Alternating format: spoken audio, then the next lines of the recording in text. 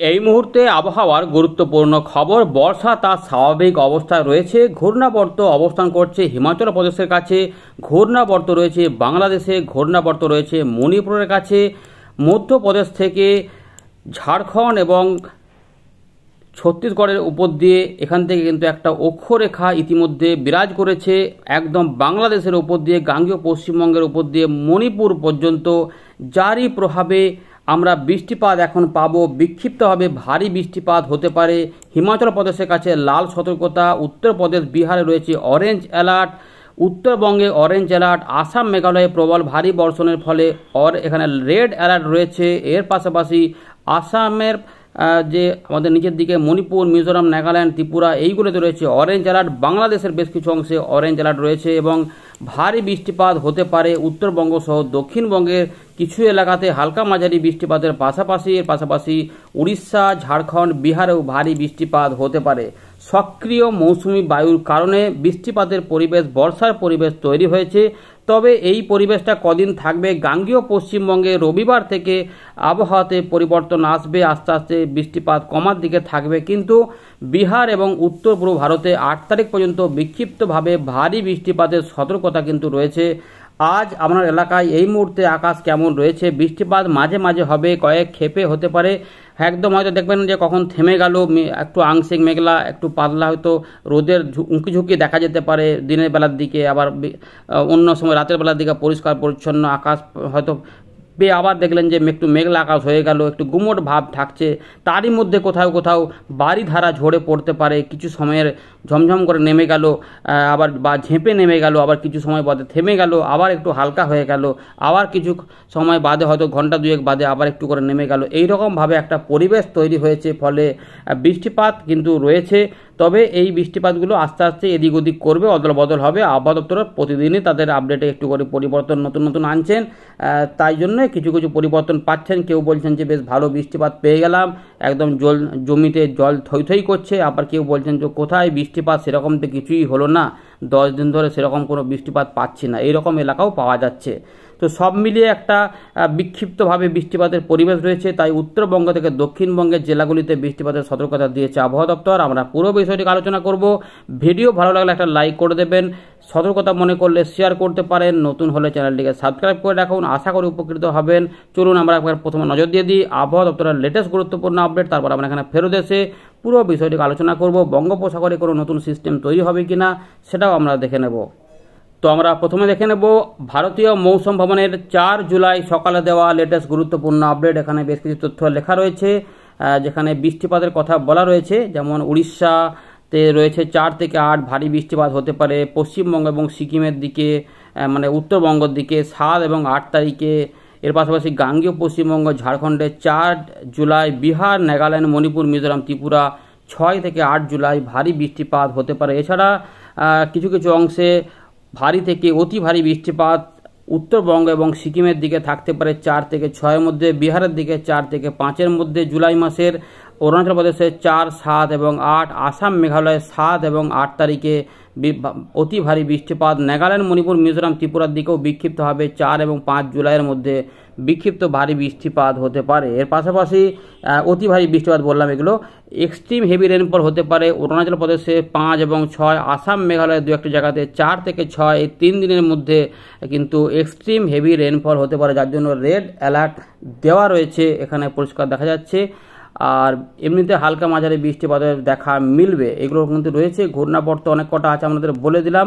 আমরা এই ছকটা একবার দেখে নেব। এখানে দেখুন কি বলা রয়েছে 4 জুলাই থেকে 10 জুলাই পর্যন্ত যে কীরকম বৃষ্টিপাত হবে। তো অরুণাচল প্রদেশ, আসাম, মেঘালয়, মিজোরাম, মণিপুর, ত্রিপুরা, উত্তরবঙ্গ, সিকিম, এখানে মোটামুটি বৃষ্টিপাত এখন ভালোই রয়েছে। তবে আমাদের পশ্চিমবঙ্গ, উত্তরবঙ্গ এবং সিকিমের দিকে ডে 5 থেকে কিন্তু মানে বৃষ্টিপাত, মানে 8 জুলাই থেকে একটু করে বৃষ্টিপাত কমার দিকে থাকবে। গাঙ্গেয় পশ্চিমবঙ্গে আপাতত 6 তারিখ পর্যন্ত, মানে শনিবার পর্যন্ত বৃষ্টিপাতের পরিবেশ ভালো রয়েছে। 8 তারিখ থেকে বৃষ্টিপাত একটু করে কমে যাবে, সতর্কতা করে উঠিয়ে দেবে আবহাওয়া দপ্তর।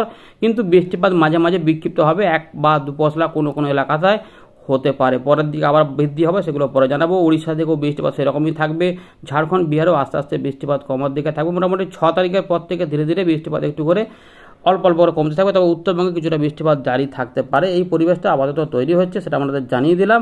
একটু ছবিগুলো দেখিয়ে দিই। দেখুন এখানে কিছু দেওয়া রয়েছে, এই ছবিগুলো যদি একটুখানি সিনপসিস দেখে নিন তাহলে সুবিধা হবে। এই যে এই এলাকাগুলিতে যখন রেড অ্যালার্ট, অরেঞ্জ অ্যালার্ট রয়েছে, আসাম, মেঘালয়, হিমাচল প্রদেশে ঘূর্ণাবর্ত রয়েছে এবং বৃষ্টিপাত ব্যাপক রয়েছে, এবং বাকি অংশে অরেঞ্জ অ্যালার্ট। আমাদের এখানে ভারী বৃষ্টিপাত এগুলো সব থাকবে। 4 পর এখানে দেখে নিচ্ছি 5, সে চিত্রটা দেখে নিন, এখানে বৃষ্টিপাত রয়েছে, তবে গাঙ্গীয় পশ্চিমবঙ্গে বৃষ্টিপাত থাকবে। দেখুন এখানে বৃষ্টিপাতের নীল কালার আছে, মানে বৃষ্টিপাত হবে, কিন্তু অ্যালার্ট নেই, বজ্রবিদ্যুৎ বা সব কিছু বলেনি। আর 7-6 তারিখেও সেরকমই রয়েছে, তবে একটু করে কমছে। এই দিকগুলোতে থাকছে উত্তরবঙ্গ এবং সিকিম, উত্তর পূর্ব ভারতের অরুণাচল প্রদেশ, আসাম, মেঘালয়, এগুলোতে থাকলেও বাকি অংশ একটু কমার দিকে থাকবে। ধীরে ধীরে 7 তারিখের দিকে আর একটু করে কমতে থাকবে, ব্যাপ্তিগুলো কমবে, তবে কীরকম কী হবে সেগুলো আমরা পরবর্তী ক্ষেত্রে আরও জানাবো। আপাতত এইটা খবর রয়েছে।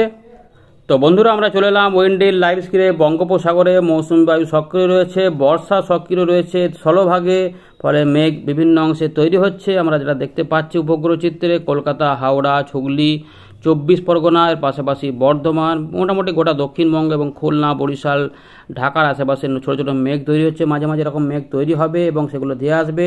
রাজশাহীর কাছে রয়েছে, যেটা মুর্শিদাবাদের দিকে চলে আসতে পারে, ফলে এবং উত্তরবঙ্গে রয়েছে বিভিন্ন অংশে ছোটো ছোটো করে মেঘ তৈরি হচ্ছে, ফলে মেঘলা আকাশ, আংশিক মেঘলা আকাশ, একটু করে রোদ, আবার একটু করে মেঘলা হয়ে যেতে পারে, তাই সম্ভাবনা কিন্তু রয়েছে। এবার একটু পরিমাণে দেখে নিই, পরিমাণ কিন্তু আগের থেকে দেখবেন যে অনেকটা পরিবর্তন থাকবে।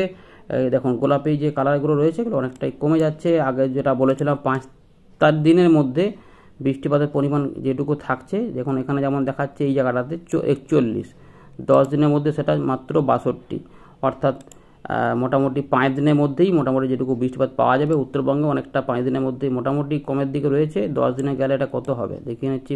ম্যাক্সিমাম বৃষ্টিপাত 163-80 দেখাচ্ছে, 10 দিনে গেলে 300, মানে ওখানে মাঝে মাঝে বৃষ্টিপাত থাকবে, এইটাই ব্যাপারটা রয়েছে। এবারে এখন কি অবস্থা সেটা একটু দেখার চেষ্টা করি।